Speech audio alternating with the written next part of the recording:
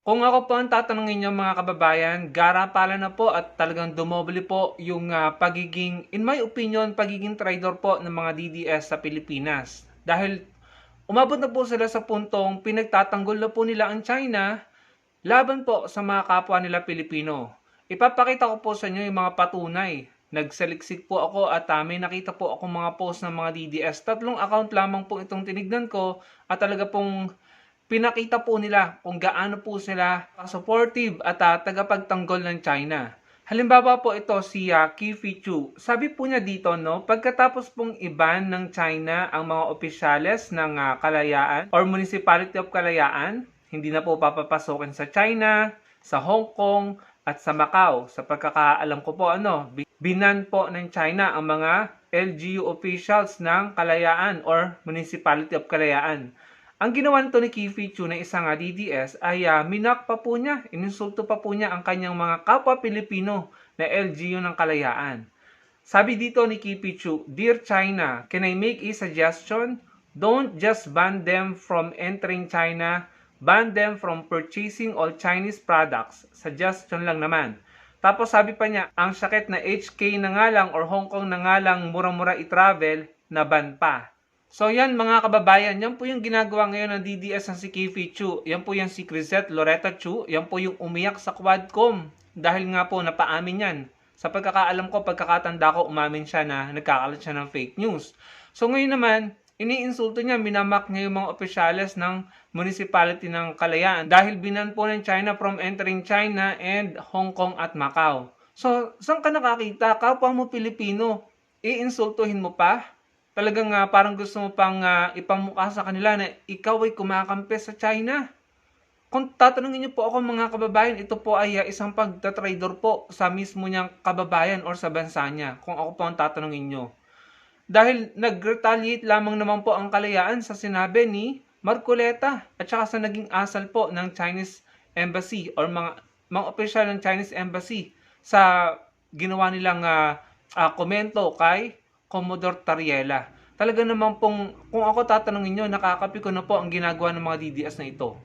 At para po sa akin, panta-trader po sa bansa natin, sa watawat natin, sa ating mga Pilipino ang ginagawa nila. Nakuha pa nilang kampihan. Nakuha pa nilang kampihan ng China. Pagkatapos sabihin ni Marcoleta na ipamigay or i-give up na lamang ang Kalayaan Island Group, mga kababayan. May mga kababayan po tayo dong Pilipino. Ito pa po, sabi naman dito ni Tio Moreno, laban China. Tapos pinost po niya yung post ng Chinese Embassy. Talaga naman China pang gusto niyang suportahan. Sabi niya, laban China. And dito nang gaslight pa siya. Sabi niya, for several years, the Philippines has been attacking China. My goodness mga kababayan, tayo pa yung umaatake.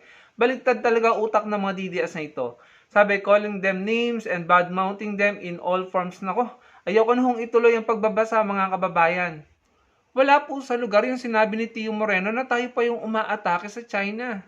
Ano bang ginagawa sa ating mga mangingisda, sa ating Coast Guard, sa ating Navy ng mga militar ng China sa ating West Philippine Sea? Tayo po yung dehado. Tayo po yung inaagrabyado, hinaharas, winawater cannon. Tayo nga po yung naputulan ng daliri. Paano nasabi nito ni Tio Moreno na tayo po yung umaatake sa China? Pambihira naman. Alam nyo, sa totoo lang kung hindi po maka-China si Duterte, I'm sure hindi rin maka-China yung mga yan. Kaya yung mga DDS na yan, ang tingin ko po sa kanila, hindi po talaga sila maka-Pilipino at maka-Pilipinas. Maka-Duterte sila. Kung anong stand ni Duterte or ng mga Duterte, yun na rin ang stand nila. Kung maging pro-Filipino or pro-American ng mga Duterte, gagayahin lang nila. Dahil nga pro-China at talagang dumikit ng dumikit sa China ang mga Duterte, sila naging pro-China na. To the point na pinagtatanggol na nila ang China laban sa kapwa nila mga Pilipino. Hindi po ba nakakagalit at nakakalungkot ang nangyaring ito mga kababayan? Dahil po yan, sa 6 na taon na pagkapangulo ni Duterte, nagkawatak-watak tayo at nag-away-away tayo. Pinahina ng 6 na taong administrasyon ni Duterte ang pagiging makabayan at makabansa ng mga DDS. Kaya kung ako tatanungin nyo, hindi ko na sila tatawagin Pilipino. Mga DDS pro-China na sila mga kababayan. Ito pa sabi ni Mark Serrano, palagay ko dahil sobrang problemado siya sa mga ganap ng China, lalong napapango si Tariela. Ayun mga kababayan, nilait pa po si Commodore Tariela. Yan po, ganun na po ang mga DDS. tagapagtanggol ng China, inaatake ang kapwa nila Pilipino na nagtatanggol sa ating West Philippine Sea, sa ating soberanya at karapatan, at talagang mamatamisin pa nilang awayin ang kapwa nila Pilipino at ipagtanggol ng China dahil lamang po sa pagiging panatiko nila sa mga Duterte. Kaya kung ako tatanungin niyo mga kababayan, a Duterte presidency ay isang harmful at delikado po sa national interest and security ng bansa natin kung ako tatanungin niyo. Nawasak po tayo. Yung ating psychological will to defend our West Philippine Sea, humina. Pinahina ng administrasyon ni Duterte sa loob ng 6 na taon, mga kababayan. Bigla tayong nagkawatak-watak. At tayo po nagkakagulo at nag-aaway-away at natutuwa po ang China. Sinasamantala nila yan para mangamkam po ng gusto nilang kamkamin sa mga teritoryo natin. Yung pagtatanggol po nila kay Xi Jinping dahil nga po ginawang caricature ni Commodore Tariela, yung picture ni Xi Jinping. Wagas po kung magtanggol ang mga DDS, pero nung minura ni Duterte ang Pope, ang Panginoon, nung tinawag na Becky ni Duterte, yung US Ambassador noong 2016, kung hindi ako nagkakamali sa taon, nung minura niya si Obama, nung pinagmumura niya ang UN, ang EU, palakpakan sila. Proud na proud sila, masaya sila. Tapos, ginawa lang ni Commodore Tariela na caricature yung mukha ni Xi Jinping, lahat po ng mga DDS na offend, nagtanggol, at inatake po kinalaban ng kapwa nila Pilipino. To the point na pinagtatawanan yung mga opisyales at minamak yung mga opisyales ng Municipality of Kalayaan, and pinagtatanggol po ang China laban po sa atin mismo, sa atin pong mga Pilipino. Ganyan na po ang galawan ng mga DDS.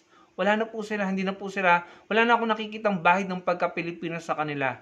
Para po sa akin, matatawag ko sila na traidor po talaga, mga kababayan. Kaya kung ako po ang tatanungin niyo mga kababayan, delikado po at nakakatakot na manalo si Sara Duterte sa 2028 dahil talaga pong alam niyo na ang mangyayari. Kagaya ng nangyari sa tatay niya, baka mas worse pa po, no? Ngayon pa lang na hindi pa presidente si Sara Duterte, todo na ang pagtatanggol ng mga DDS sa China at talaga tayo po ay gusto ng tanggalan ng teritoryo at karapatan at soberanya at EEZ sa West Philippine Sea. What more kapag nanalo si Sara Duterte? Eh si Sara Duterte nga hindi mabatikos ng China sa ginagawang panghaharas nito sa ating mga mangingisda, sa ating mga kababayan sa West Philippine Sea. Nagmamandarin pa para sumaya ang mga pinuno ng China. Nag-aral pa ng Mandarin. So paano na kapag nanalo yan sa 2028? Kayo na lamang po ang humusga at kayo na lamang po ang mag-conclude. Yung mga DDS na yan, yung pagpapakalat nila ng fake news at kasinungalingan, ginugulo pa nila ang Pilipinas, ihihiwalay ang Mindanao, kumakampi sa China, inaaway ang kapwa Pilipino. Ginagawa po nila yan para po tayo magkagulo, humina ang ekonomiya, para po masabi nila sa sarili nila na tama sila at sila ang bida at sila ang magaling at sila ang makakapag-ayos ng Pilipinas. Mga kababayan, huwag po tayong pumayag na mamayagpag at magwagi ang mga black propaganda ng kampo ng mga DDS na mga pro-China.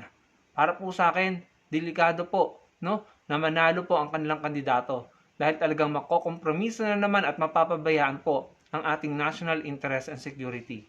Kaya maging matalino, maging maingat sa pagpili sa 2028. Salamat po sa panonood.